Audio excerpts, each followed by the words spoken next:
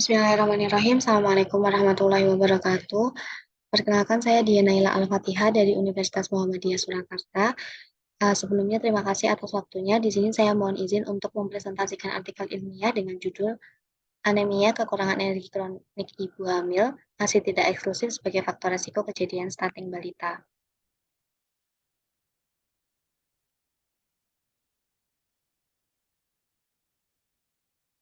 Baik, untuk pendahuluan, di sini stunting, definisi dari stunting yaitu anak balita yang mengalami gagal tumbuh yang disebabkan oleh buruknya asupan nutrisi secara kronik.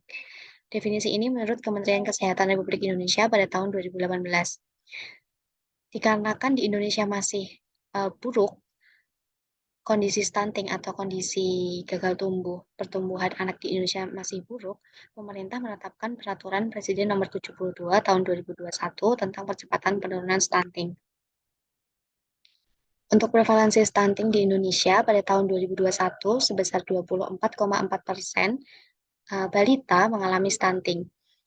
Selanjutnya, untuk di Jawa Timur sendiri, pada tahun 2019, angka kejadian stunting mencapai 32,8%. Faktor penyebab stunting yang pertama bisa disebabkan oleh kehamilan remaja, selanjutnya bisa disebabkan oleh asupan nutrisi yang rendah pada saat kehamilan, lalu bisa juga disebabkan oleh hipertensi pada ibu hamil, jarak kelahiran anak yang pendek, dan juga kurangnya pemberian ASI eksklusif. Dampak stunting atau stunting dapat mengakibatkan beberapa hal pada anak. Yang pertama bisa mengakibatkan diabetes, lalu obesitas, tingkat intelektual anak menurun, dan juga tingkat produktivitas anak menurun. Ya, pada dikutip dari Riskesdas tahun 2018, ibu hamil di Indonesia sebanyak 48,9% itu mengalami anemia. Hal ini didukung oleh hasil penelitian M. Karjono bahwasanya terdapat korelasi antara anemia dengan kejadian stunting. Penelitian yang dilakukan oleh M. Karjono menggunakan pendekatan case control retrospektif dan menggunakan sampel sebanyak 46 kasus dan juga 46 kontrol. Untuk faktor risiko selanjutnya yaitu KEK atau kekurangan energi kronik, di mana di Indonesia ibu hamil yang mengalami KEK atau mengalami kekurangan energi kronik pada usia 15 hingga 49 tahun beresiko uh, mengalami KEK pada saat kehamilan sebesar 17,3%. Hal ini didukung oleh penelitian Nilva Ruwaida dan juga Octovina Saumogil pada tahun 2018, di mana terdapat korelasi antara ibu yang mengalami KEK atau ibu dengan riwayat KEK pada kehamilan dengan kejadian gagal tumbuh atau stunting. Pada penelitian Nilva Ruwaida dan juga Octovina Saumogil menggunakan desain penelitian case control, pendekatan case control, di mana sampel akan dikelompokkan menjadi kelompok kasus dan juga kelompok kontrol. Untuk pemberian ASI pada penelitian Almaidatul Latifah pada tahun 2020 di wilayah kerja Puskesmas Pulung Ponorogo, bahwasanya terdapat korelasi atau terdapat hubungan antara pemberian ASI eksklusif dengan kejadian stunting. Metode yang digunakan pada penelitian ini yaitu cross-sectional retrospektif, di mana penelitian ini melihat kilas balik antara pemberian ASI eksklusif dan juga sampel yang diambil menggunakan teknik purposive sampling. Untuk metode pada artikel ilmiah ini yaitu desain penelitian kuantitatif observasional analitik menggunakan pendekatan case control retrospektif. Untuk subjek penelitian yaitu anak balita di wilayah kerja Puskesmas Jogorogo yang dilakukan pengukuran pada tahun 2021 untuk teknik sampling yang digunakan pada artikel ini yaitu purposive sampling. Untuk kriteria restriksi pada artikel ilmiah ini, untuk kriteria inklusi, yang pertama ada anak balita usia 12 hingga 59 bulan di wilayah kerja Puskesmas Jogorogo, lalu terdapat hasil pemeriksaan HB trimester 1, terdapat hasil pemeriksaan lingkar lengan atas ibu, dan juga terdapat data riwayat pemberian ASI. Sedangkan kriteria eksklusi, yaitu anak dengan penyakit berat. Untuk analisis data, menggunakan analisis univariat, analisis bivariat menggunakan G-square, dan juga analisis multivariat menggunakan regresi logistik. Dan ketiga analisis data ini akan diolah menggunakan SPSS. Untuk hasil dan pembahasan, yang pertama yaitu ada analisis deskriptif, di mana pada layar ditampilkan distribusi sampel berdasarkan anemia, KEK, dan juga ASI eksklusif. Untuk analisis deskriptif ini sendiri, angka kejadian anemia ini lebih banyak, ibu dengan anemia itu lebih banyak dibandingkan ibu dengan tidak anemia. Selanjutnya, ibu dengan KEK ditampilkan juga lebih banyak frekuensinya atau jumlahnya dibandingkan ibu dengan tidak KEK. Begitu dengan ASI eksklusif, di mana anak yang uh, di mana anak yang diberikan ASI eksklusif lebih sedikit dibandingkan anak dengan tidak ASI eksklusif. Selanjutnya untuk analisis bivariat, yaitu analisis antara hubungan anemia dengan kejadian stunting. Di sini didapatkan bahwasannya ibu dengan riwayat anemia dan memiliki anak stunting sejumlah 41. Hal ini lebih besar dibandingkan ibu dengan anemia yang melahirkan anak normal.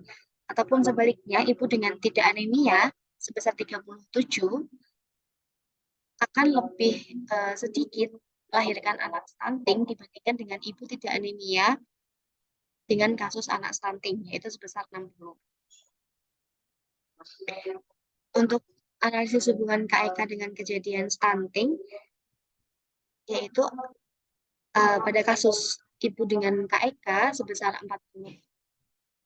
Ibu hamil dengan KEK melahirkan anak stunting, sedangkan sebesar 38 ibu dengan tidak KEK atau dengan lila normal melahirkan anak tidak stunting. Selanjutnya untuk analisis hubungan ASI eksklusif dengan kejadian stunting, anak yang diberikan ASI eksklusif sebesar 26 itu jumlahnya lebih sedikit untuk mengalami kejadian stunting dibandingkan anak dengan tidak ASI eksklusif yang mengalami stunting, yaitu sebesar 52. Selanjutnya untuk analisis uji regulasi logistik, pada analisis regulasi logistik kategori anemia, KEK, dan juga pemberian ASI dengan kejadian stunting didapatkan bahwasanya nilai P anemia sebesar 0,001, nilai P KEK 0,011, tidak ASI eksklusif 0,000, dan juga di sini didapatkan bahwasanya ibu hamil dengan anemia memiliki peluang sebesar 3,456 untuk melahirkan anak stunting, dan ibu dengan KEK memiliki peluang 2,649 untuk melahirkan anak stunting, sedangkan anak yang tidak diberikan ASI eksklusif memiliki peluang sebesar 3,685 untuk terjadinya stunting. Untuk pembahasan di sini analisis bivariat terlebih dahulu, yaitu hubungan anemia dengan kejadian stunting, di mana anemia ini sendiri yaitu merupakan kekurangan kadar hemoglobin yang menyebabkan terhambatnya pertumbuhan janin dan plasenta yang berdampak atau yang diakibatkan oleh bertambahnya volume plasma.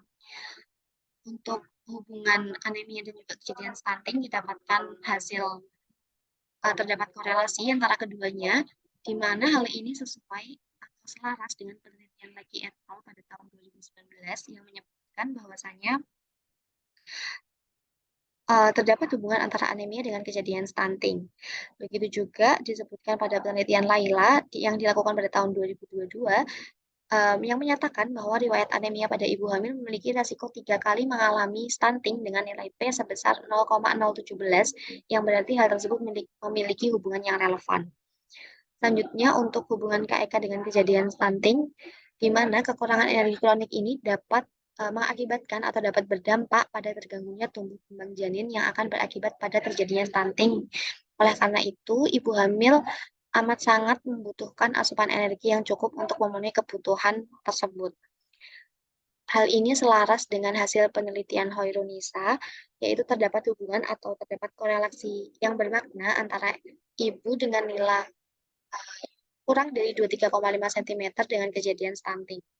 Peneliti juga menyatakan bahwasannya pada stadinya Ibu hamil dengan riwayat KEK beresiko 21 kali lebih besar untuk memiliki bayi stunting dibandingkan ibu dengan lila normal. Selanjutnya, untuk hubungan ASI eksklusif dengan kejadian stunting, yang pertama perlu kita ketahui yaitu ASI merupakan sumber makanan penting yang dapat memenuhi kebutuhan gizi anak dalam proses tumbuh kembangnya. Salah satu kandungan penting ASI selain antibodi untuk kekebalan tubuh anak, ASI juga mengandung kalsium yang lebih baik untuk menunjang pertumbuhan tinggi badan anak. Sehingga hal ini sangat berpengaruh terhadap kejadian stunting atau sebagai faktor resiko stunting. Hal ini selaras dengan penelitian SJMJ et al. Yang dilakukan pada tahun 2020 yang menyatakan bahwasanya pemberian ASI eksklusif berdampak pada status gizi anak berdasarkan tinggi badan menurut umur dengan perolehan p-value sebesar 0,00 dan kemungkinan resiko terjadinya yaitu 61 kali lebih besar pada bayi dengan riwayat pemberian ASI tidak eksklusif. Untuk analisis multivariat, yaitu kesimpulan dari studi yang dilakukan Handayani pada tahun 2022, bahwasanya status gizi menjadi indikator terjadinya anemia pada ibu hamil. Studi tersebut menyatakan bahwa adanya korelasi antara anemia dengan kejadian stunting dengan nilai P 0,021. Penulis juga mengemukakan bahwasanya KEK menjadi faktor resiko yang berkaitan dengan kejadian stunting di mana nilai P sebesar 0,006. Untuk kesimpulan dari artikel ilmiah ini yaitu terdapat korelasi antara anemia, KEK pada ibu hamil dan juga pemberian ASI pada anak balita usia 24 hingga 59 bulan dengan kejadian stunting di Puskesmas Jogoroto. Untuk saran bagi peneliti selanjutnya diharapkan dapat mengkaji dan menelaah lebih lanjut terkait faktor risiko dan penyebab stunting demi terciptanya generasi bangsa yang unggul sehingga uh, upaya untuk mendukung dan merealisasikan peraturan Presiden nomor 72 tahun 2021 tentang percepatan penurunan stunting dapat berjalan dengan lancar.